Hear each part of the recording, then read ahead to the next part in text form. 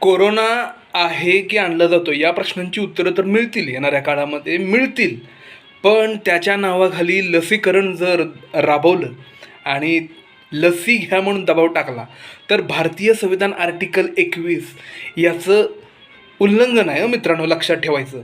आपल्या शरीरामध्ये आपल्या संमतीशिवाय कोणीही कसल्याही प्रकारची प्रात्यक्षिकं, साधं इंजेक्शनसुद्धा आपल्याला आपल्या संमतीशिवाय देऊ शकत नाही. जर आपल्या शरीरामध्ये लसीकरण घ्या म्हणून दबाव टाकला तर हा शुद्ध खून करण्याचा प्रयत्न आहे, मर्डर करण्याचा प्रयत्न आहे, लक्षात घ्यायचं मित्रांनो.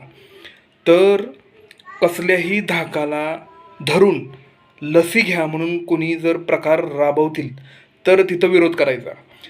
तिथं त्यांना ठामपणे सांगायचं की लिहून दे, ॲफिडेविट करून दे, बॉन्ड लिहून दे की माझ्यानंतर, मी लस घेतल्यानंतर माझ्या परिवाराची काळजी कोण घेणार, माझ्या मुलींचं लग्न, माझ्या मुलींचं शिक्षण, माझ्या आईवडिलांची काळजी कोण घेणार. बरोबर, मला जर काय झालं लस घेतल्यानंतर, मला हार्ट अटॅक आला, मला BP झाला, मी त्याच्यामध्ये मेलो, तर माझ्या परिवाराची काळजी कोण घेईल, हे लिहून घ्या मित्रांनो.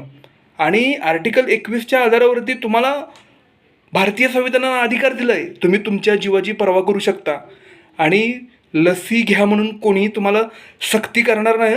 भारतीय संविधान तुमच्यासोबत आहे. जय भीम, जय संविधान, जय जिजाऊ, जय शिवराय.